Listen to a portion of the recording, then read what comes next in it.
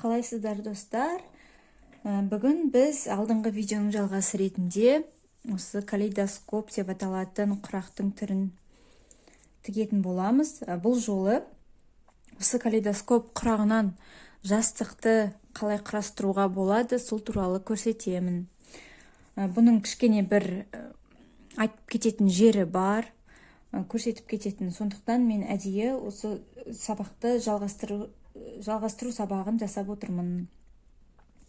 Әдеттегідей, қазір барлығын көрген кезде түсінетін боласыздар. Әдеттегідей біз тура көзін, осы алдың құрақтардың көзі қандай, сол құрақтан бастаймыз.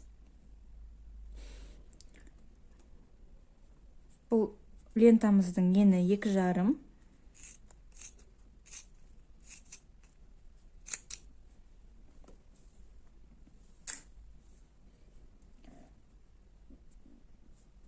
Центрге бекітеміз.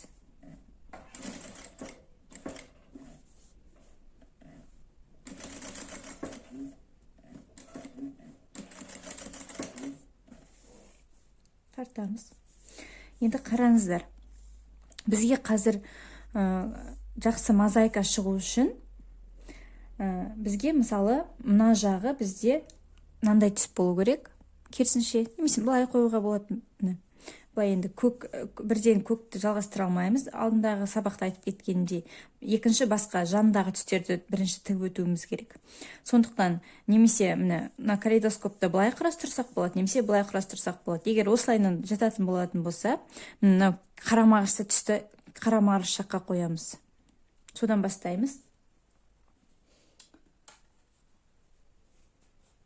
Мына түсті алдым. Тігеміз.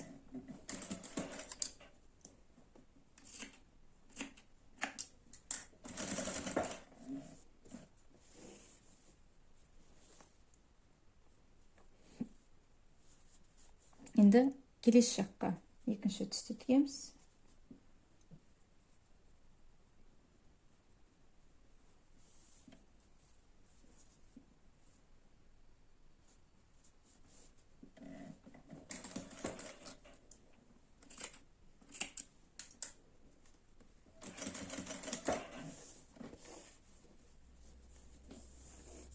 Тіктік. Қараңыздар. Егер біз құрастыратын болсақ, екеуін біріктіріп, күлгін мен күлгін, мына жерде керісінше жағында екінші габардин матасы жатыр. Енді біз егер былай тігетін болсақ, мына жаққа тігетін болсақ, жоғарғы жағында көк жату керек енді. Енді көк түсті тігетін боламыз.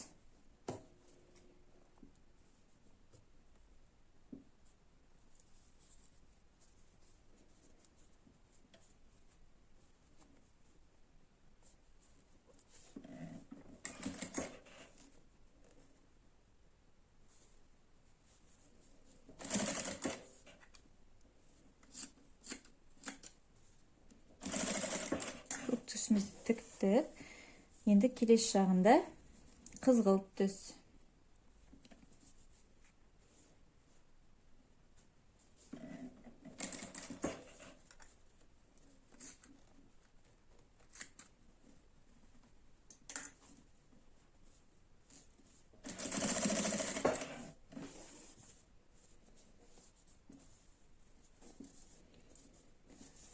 Енді әрі қарай ең бастысы осы басын бастап алу. Енді әрі қарай жалғастыра береміз. Қай түс қай жақта жатыр, сол өзіне сәйкес түсті тіге береміз.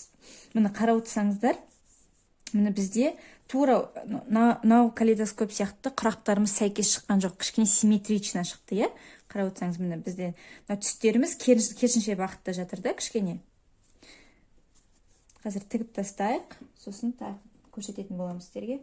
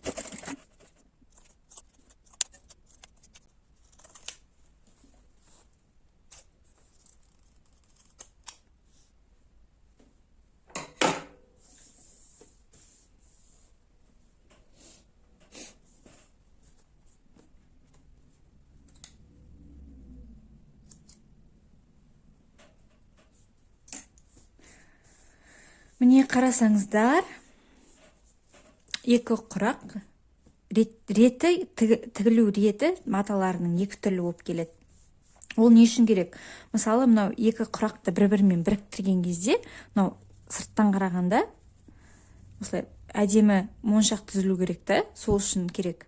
Мысалы, былай түзетсеңіз де, былай құрастырсаңыз да, осылар бір-біріне сәйкес келіп тұрады. Енді қазір мен 3 қатар істемекшімін. Мына жерге біреу жасаймын, мында астың жағына бір қатар жасаймын. Онда тура осы сияқты ең бірінші басын келтіріп аласыздар, қай жерге қалай тігілу керек екен. Содан кейін рет-ретімен алдыңызға қойып қоясыз да тіге бересіз. Қазір мен тігіп алайын. Міне қазір бізде 8 құрақ дайын. Енді осы 8 құрақтан жастықтың ортасын тігеміз. Ол үшін өзімізге қажетті дизайнды құрастырып аламыз. Содан кейін, міне енді қазір мынау екеуін біріктірем, одан кейін мынау екеуін біріктірем. Мынау екеуін жеке, осылай екеуден біріктіріп алам. Содан кейін ғана барып, бір-бірлеріне қосып отыратын боламын. Қазір бастайық мынау екеуінен. Құрақтарды бір-біріне беттестіреміз. Міндетті түрде тігістеріміз бір-біріне сәйкес келу керек. Тура беттестіреміз осы жерлерді. Содан кейін түйреуіштер болады. Осы түйреуішпен қадаймыз. Мына жақты да біріктіреміз.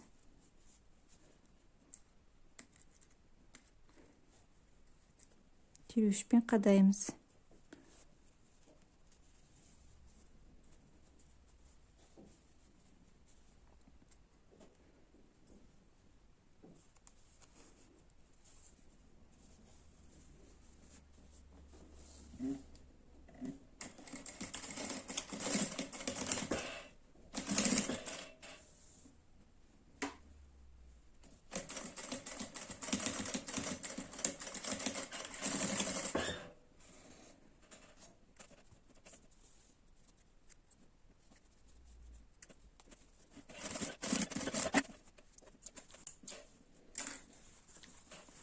Мен осылай бәрін тігіп алғаннан кейін, мен қазір екеуін тігіп жатыр. Одан кейін енді тігілген блоктарды бір-бірімен біріктіреміз. Беттестіріп аламыз. Бұның да тура тігістерін дәлдеуіміз керек бірінші. Екі тігісті екі жаққа қаратамыз. Мына тігісін мына жаққа жатқыздым, мына тігісін екінші жаққа жатқыздым, айқастырамыз тігістерін.